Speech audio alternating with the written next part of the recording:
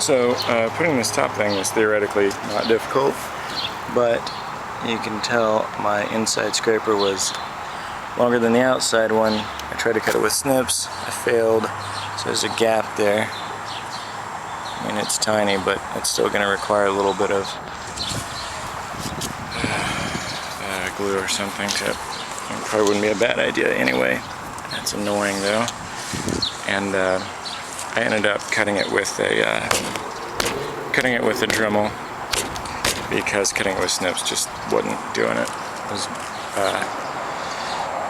messing up the metal channel, and so it wasn't fitting. Same deal with up here. Trying to get all these little pieces jammed into essentially the same spot was pretty unpleasant. So like the bottom, that will require some glue up there too. And that's pretty annoying, but I'm not about to go do that again. But really that only took about, 10 or 12 minutes. If I got the Dremel out first, it would have taken less time. Okay, so I've done glass on other cars, and this was far and away the biggest pain in the ass. I've never replaced scraper seals before, but apparently you have to put the glass in before you put the seals in, and this seal, because there was no way. I mean, it was close just doing this, and of course I broke off one of the things that hold the scraper seal on there, getting it in. That was really a lot of fun. Suffice to say, no rain is gonna get in here. I mean, that's at least not on the scraper part. That's actually, feels like there's a gap there. It's not my favorite. I guess I'll take it to the car wash. I don't think there's a whole lot that can be done about that. I'm not happy with this. Alright, and it's all pretty much all back together. Hopefully that'll stay open at high speeds. Probably won't. Unfortunate. It should go further. Huh. That's really strange. I definitely feel like that should go further. Alright, it closes with great effort. And yeah, I know. It's a new seal.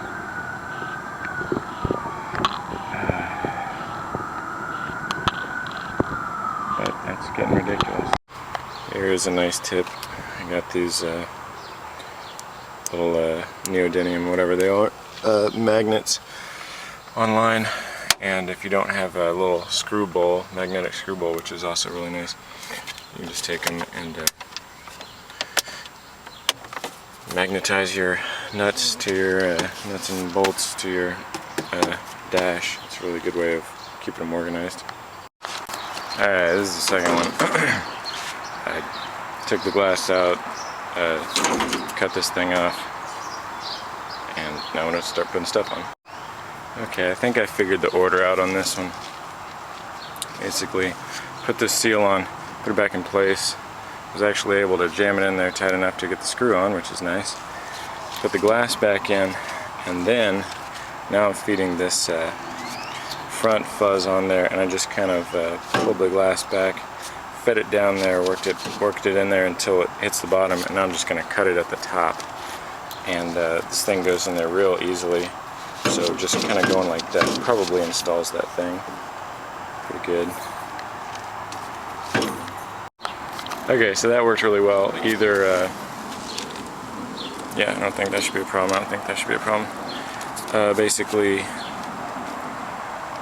yeah, I put the seal on, put the frame back in, put the glass back in, which was still tight, then put this front felt in, then put the scrapers inside and out, and I'm going to put this top and back, and that should do it. And yeah, the wing window would help. Okay, so for this last part, I got all the other seals in. This last part, installed this, and you'll probably have the same issue where those are not level. Tried to do this last time by sight and with 10 snips, both of which were terrible ideas, because the channel's pretty thick, and inside and outside lips here were also not level, so the inside has this huge gap, and the outside there's almost no gap at all, except for back here. So I'll probably put some kind of sealant there whenever we do these little tabs right here. So what you're gonna do is take your Dremel, which of course you own, and then cut this guy across, and hopefully that'll work out well. Safe to say, worked out a lot better on this side than it did on the other side, which has like a 1/4 inch gap or something ridiculous. Close to it anyway. That went about twice as fast as the other side, and it's due largely to putting the glass in before putting any of these seals in, and also not breaking off one of the little scraper seal holder things, which you should not need to purchase, because you should be able to reuse them. The scraper seals actually go in really easy. They're great. I think you can do it without taking the glass out. Even I don't think that's what the manual says, but that's sure what I would do. In fact, I don't think you could take the glass out. Well, at least not without taking this guy, and probably this felt. Anyway, that was fun. Be sure to make sure this guy fits in there before you put the whole door back together. Alright, one last tip that I have is, I had the same problem on both sides where when I'm opening and closing this piece of glass, I mean, before I just did this glass was overlapping this by 1/8 of an inch probably, and it's pulling on this seal right here, and it still is. The lip of this seal right here. So one thing that can be done to alleviate that, at least partially, is to when you tighten those Torx, I guess, these Torx bolts, basically the whole thing needed to turn this way a little. So when I tighten the bottom one, I just well, I guess when I tighten both of them, I just pushed quite a bit on the back of this, pushed it forward, and then tightened it down, and that really helped a bunch. But it's still, see, it doesn't want to slide in there very smoothly. That's where it wants to seal, and that's where it is really trying to seal. So I'm hoping that after a couple weeks of sitting in there, hopefully the seal will play nicely with the glass, and I don't know, it'll start seating real cleanly on the outside there. Yeah, I mean, it's just barely clearing the lip of that seal now. It still doesn't like going. Crank the thing down. It really, it's really putting a lot of tension on that glass, like almost flattening it out like this. The glass is right here. Closing that thing really feels like it flattens it out. But, you know, who knows? Maybe it's cool.